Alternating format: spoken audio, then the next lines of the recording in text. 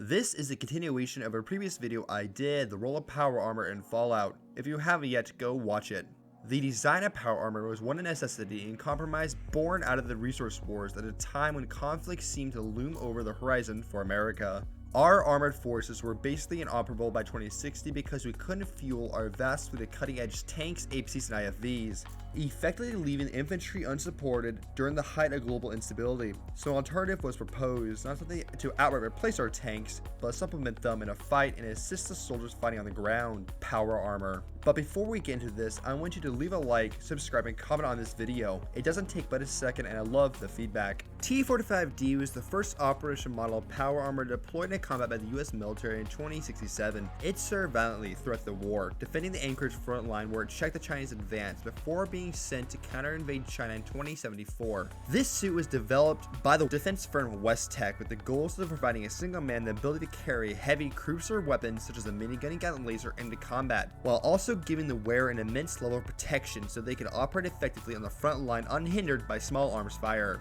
And the suit did a phenomenal job at stopping the Chinese dead in the tracks, and the first units were deployed to the front line by mowing wave after wave of Chinese soldiers down. However, this model was rushed off the drawing board, and that left much to be desired. Sensitive components such as servos and joints are left exposed between the armor plates. Energy consumption problems plagued the early models since they used microfusion cells, and the suits themselves were bulky and ungainly, limiting the operator's mobility quite a lot and proving to be very difficult to move over open ground with, which made these suits defensive piece of equipment mostly, but they did have limited offensive capabilities, and that would be as shock troopers, where soldiers wearing power armor would launch lightning raids against Chinese positions before an attack to break them up or pin down hard points, which would allow the normal infantry to attack without getting mowed down, which lined up perfectly with the static nature of the Anchorage front line. However, even with these problems, the advantages T-45 units provided simply outweighed any downsides the suits had. The Chinese couldn't figure out how to kill the damn things when they were first deployed in 2067, and they continued to be used throughout the war on all fronts, providing immediate level of mobile firepower the US desperately needed to fight the Chinese. T-45 armor plates are probably constructed out of very high-grade face-hardened steel or another durable alloy that provides substantial protection at a cost being very heavy. However, the armor plates are minimally machined to save time, leaving flat surfaces and sharp angles where they could, which reduces the protective qualities of each plate in exchange for being quicker and cheaper to manufacture. But protection in other ways are not compromised. Each suit T-45 had its own dedicated air supply that connects directly to the helmet that shields the wearer from biological, chemical, and radiological threats, which was a great design choice down the line because in 2073 the Chinese would begin to deploy biological and chemical weapons against American forces to try and break through the defenses. And it was power armor troopers who would hold the line against these attacks. All of these features combined made the T-45 outstandingly effective on the battlefield and spawned a further development program that produced its successor. T-51B was the operational pinnacle of pre-war protection that was also produced by West Tech and saw extensive use in the last 2 years of the Sino-American War. This suit was one of the main driving forces behind why the Yangtze and Gobi Desert campaigns were so successful for the Americans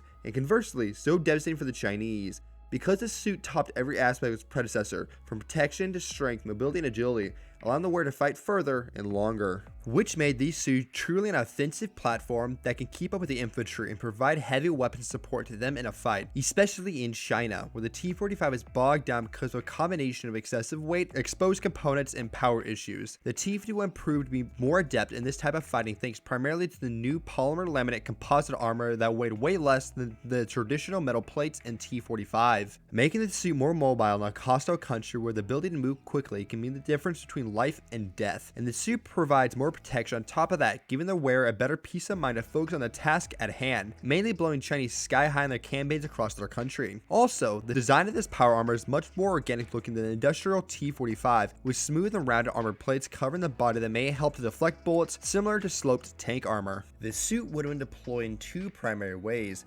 either as a shock unit to outright destroy Chinese positions with a suitable amount of American firepower, or as infantry support where the operators walked among soldiers during an attack, using old World War I era tactics known as walking fire, where they would move at a steady pace towards the Chinese while laying down covering fire to keep the Chinese pinned down, so US soldiers could get in close and clear the trenches out, which was a major game changer in the war, almost revolutionary, because up until this point the war had been a stalemate on both fronts, where the front lines hardly changed, but now because the T-51 T51, America could tip the balance of power in their favor and begin to build momentum as they brush the Chinese aside in relentless attacks, almost changing the way the war was fought overnight from static trench warfare to fast-paced and mobile. Then we have the T60 pseudo power armor, which appears to be an evolved T45 but with thicker armor plating. The resemblance may be for multiple different reasons, such as reusing the T45 manufacturing lines as a cost-saving measure, or these models could be an upgrade kit for suits already in operation. We may never know, but the simulators between the two models is apparent. Mainly sharp angles, large shoulder pauldrons, bulky plates, and an overall rough industrial look that screams ruggedness. The T-60 saw limited service with the US military after Anchorage, and as far as we know, only on the East Coast for crowd control right before the Great War happened. It was probably designed for assault operations to supplement the T-51 in China, because America was totally on the offensive by 2077 and the war was going to last another couple of years at a minimum. Whether that be a conventional war against the Chinese military or guerrillas, the US military is preparing itself for another protracted conflict, but this time across the Pacific, and America needed as many assault versions of power armor as they could field. The armoring was probably of similar construction to the T-51, being made of polymer laminate plates, which are layers of fibrous material woven together and stacked on top of each other to create a much more durable plate than individual sheets. So think of a wicker basket, but shrunken way down and with many layers stacked on top of each other to create an extremely resilient, bulletproof, explosive-resistant plate that can shrug off practically anything and keep soldiering on. Kevlar, for reference, is also a polymer laminate material, but the armoring of the T-51 and T-60 is significantly more resilient. The designer and manufacturer of T-60 is never stated, but I would assume it is Westtech again, based entirely off them being the creators of the previous two suits. However, it could be another company that we don't know of yet and will be revealed in a future installment. The T-65 is the final version of power armor that was active pre-war and only saw limited deployment with the Secret Service guarding America's gold stockpile in Vault 79 as far as we know, but it is possible the suit was deployed onto Control Station Enclave to protect the president as well. It appears this model is a loosely related hybrid between the T-45 and T-51 families, combining the rounded and flat surfaces of both into a uniform and deadly looking ensemble. This suit is much bulkier than the others and really takes the concept of a walking tank to the extreme. It sacrificed agility for outright protection and produced strength to fill its niche design roles, combat within confined environments, which plays into the Secret Service roles of an investigation into America's financial infrastructure and protection of high-ranking government officials. But with the dropping of the bombs, the US and World Financial Institutes, for that matter, would fall, eliminating this role for the Secret Service duties, except for the federal gold stockpile, which had been transferred from Fort Knox, Kentucky to Vault 79 in West Virginia for safekeeping, meaning the Secret Service is now entirely focused on protection of assets held in entirely secure locations, and so the triangle mobility, protection, and firepower can be tilted towards protection. It would appear that T-65 had a very limited manufacturing run with few units being assembled, and that would be because the Secret Service is a relatively small branch when compared to the military, meaning they would take a backseat in equipment procurement during wartime, especially in a globe-spanning conflict like the Sino-American War. However, the Secret Service did fall under the Enclave's jurisdiction, and strings may have been pulled to commission more of these suits than otherwise would have been necessary for special future use.